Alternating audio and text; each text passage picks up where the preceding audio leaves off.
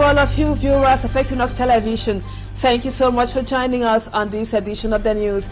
Our major stories right away. The indomitable Lions of Cameroon have just humbled the Kenya national side today at the Fandina or Amadou Ahijo Stadium in the nation's political capital Yaoundé. The Lions defeated the Harambee Stars of Kenya by 4-1. And with an increase in crime waves in Cameroon, Cameroonians are asking questions if the law should not come back to the execution of the death penalty. Their worries come on the heels of the International Day for Death Penalties. And we will take you to Bonaberi here in the economic capital Douala, where early this morning the lifeless body of a girl of about 20 was seen floating in a river precisely at Ngwele. Those are our major stories, viewers. Details in just a moment.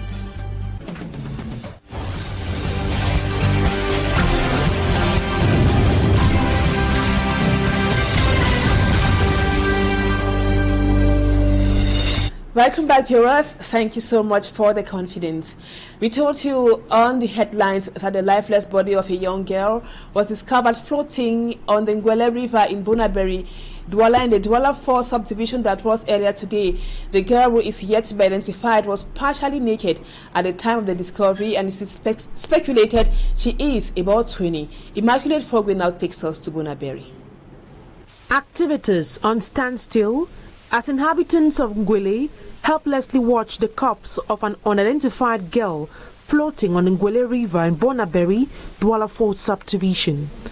The discovery of the girl, who is said to be less than 18 years old, has sent shock waves in the neighborhood. Since 6 a.m., I was informed that the corpse of a young girl was floating on the river. The girl in question is not from this neighborhood.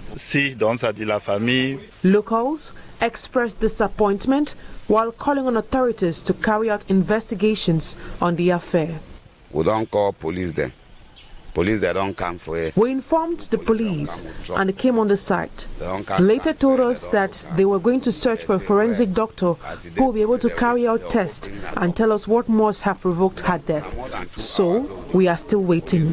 Police no come, doctor no come. While the search is still ongoing, activities remain grounded along the Ngwele River. Because Pekin then for here, Pekin they cross. Our children were not able to go to school today because canoes were unavailable to transport them. All of us just had to stay back home and mourn. Move on, you go fine. The population of Ngwele are yet to recover from the shocking discovery. Meantime, they are hoping that her corpse will be identified by family members. Sad indeed. Now to the northwest region, the people of Widikum are calling on the government of Cameroon to reconnect them to the national electricity grid after 7 years of being in darkness. Widikum has been disconnected from the national electricity since 2017 with enormous social and economic consequences. For me, Armstrong Sander tells us more about what the people have been going through for some time now. This is what life without electricity has been like to inhabitants of Widikum in the Momo division of the northwest region of Cameroon. Like in a generator republic, the few who are privileged to own standby generators have to deal with the unpleasant noise and smoke from the engine. That is not the worst. The absence of electricity has dealt a serious blow to economic and social activities in Widikum. It's barely 7 years that we have not gotten light. But the last time we had light in Widikum was in 2017.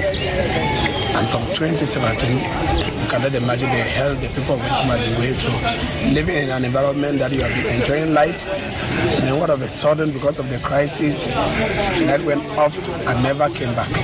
Even our schools that are ongoing now, our results are never the best. Because students and people go to school during the day, and in the night, they cannot read. To get their documents photocopied, they go as far off to Bamenda, 61 kilometers away. You could give us for pay that money.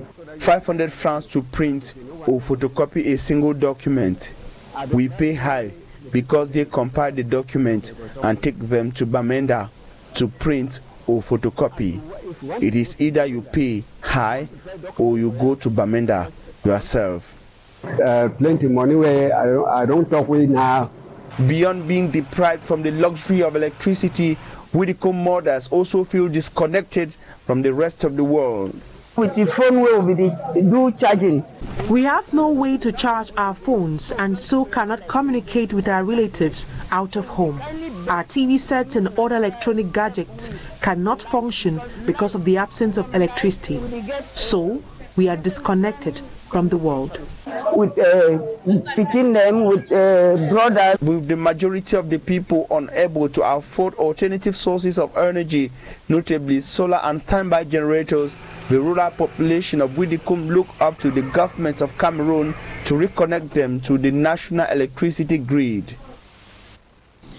Now we talk health. On the occasion of the Breast Cancer Awareness Month, that is Pink October, oncologists are urging women to regularly carry out breast self-examination. The call was re-echoed as 2,000 people die of breast cancer yearly in the country. Our reporter Lucille Yengu spoke with an oncologist at the General Hospital here in Douala on how the disease, that is cancer, can be prevented, but also she spoke with her on some of the risk factors. Till date, Cameroon has recorded 22,000 cases of breast cancer, wherein each year 4,000 new cases and 2,000 deaths have been registered. Les femmes qui ont eu leur ménopause très tard, au-delà de 55 ans, ça augmente fortement le risque d'avoir un cancer du sein. The pathology in women can be attributed to a combination of genetic, environmental, hormonal and lifestyle factors. Mais je pense que les signes sont négligés.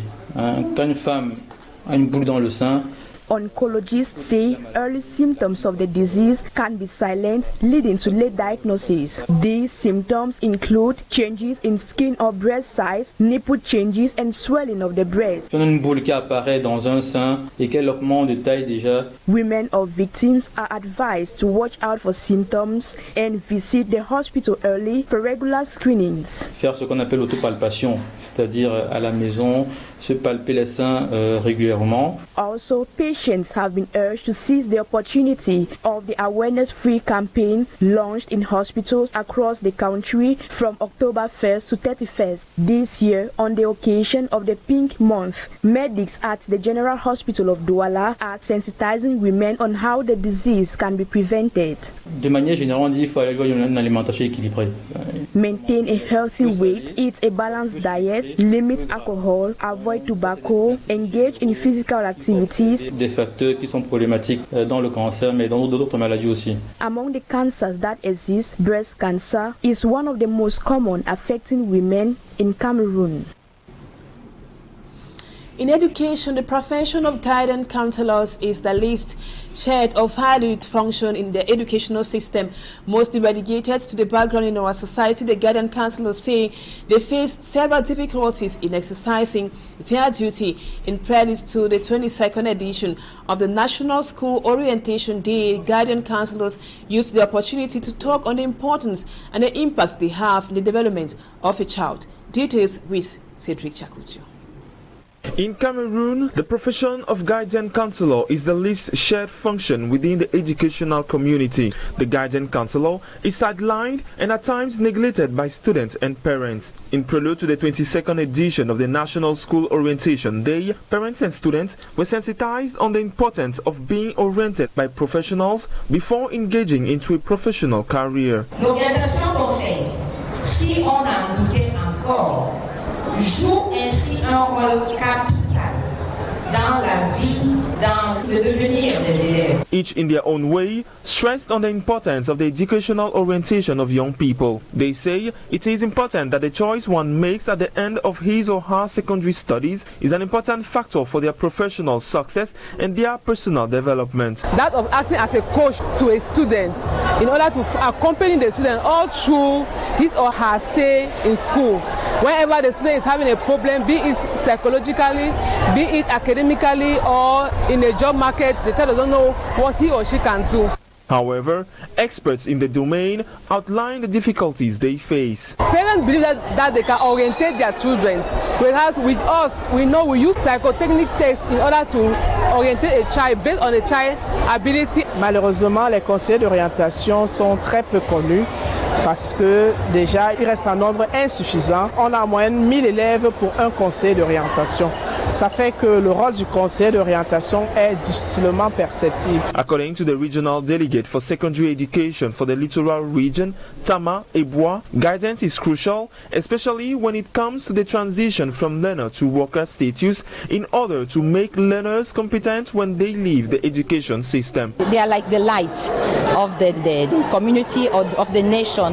They are the one who have to highlight what is important for the students and what is important for the whole community. So I would like them to be there, to be closer to the students and to be closer to the parents when they need them. At the end of the day, career workshops led by professionals from different sectors allowed students to discover professions and get an idea of the skills required to practice them. In other news, the mayor of Masagam subdivision in the West region and 19 other militants of the Cameroon Democratic Union, the CDU party, who were arrested and held from October 9 to the 10th of October by officials of the Bafoussam Gendarmerie region, have been set free. They condemned the arrest, which they claim was ordered by the Fumbot State Council. For unknown reasons, they suspect that the arrest stems from denunciation of a wealthy individual in that area. Let's now have the details with Innocent Aze. The concerned persons, 9 militants of the Cameroon Democratic Union, CDU, and the mayor of Masagam, Abubakar Fopu, say they were arrested and taken to the Bafoussam Gendarmerie Legion upon the instruction of the Fumbo State Council early October 9, an act that shocked the mayor of Masagam, who claims had never received a convocation before the warrants of arrest upon refusal. Going by explanation of the mayor, a kit used for the establishment of ID cards last April to permit people register on the electoral list in Masagam subdivision installed in a private residence belonging to a wealthy man is at the origin of their arrest, though they have not been revealed the actual motive by the gendarme officials. Considering this as pre-electoral fraud, the population of Masagam denounced firmly. La population a fait part, Monsieur le sous-préfet. Mayor Abubakar Fopu says video upon hearing this stormed the residence and ordered the kit be installed at a public place. The machine was removed from the private residence and taken to Masagam, where it was installed in a palace. Militants of the CDU party went there to establish ID cards but were sent away. He told them to be calm and go to other localities for ID card establishment. What baffles and disturbs him most is that they arrived at Bafoussam and were told they would appear before the state council, but instead found themselves at the gendarmerie. La gendarmerie, est-ce que le procureur est ici? Donc ça veut dire que si au Cameroun tu as l'argent, tu es capable de tout faire. They were taken to the Fumbot Court of First Instance, where no reason for their arrest was still advanced. This triggered mobilization of the population of Masagam, who marched to Fumbot. All 20 CDU militants, including the mayor, were later released unconditionally. Now in sports, we told you at the beginning of the news that the indomitable Lions of Cameroon today humbled the Harambee Stars of Kenya by 4-1. The match ended a while ago at the Amadou Ahidjo Stadium or Fanina Stadium in the nation's political capital Yaoundé. The goals for the Cameroonian national side were scored by Abubakar Vincent, Martin Onla, Brian Bemo and Christian Bassagok respectively. Abubakar Vincent opened scores within the first 15 minutes of the game. The lone goal for the Kenyan national side was scored by Michael Olunga.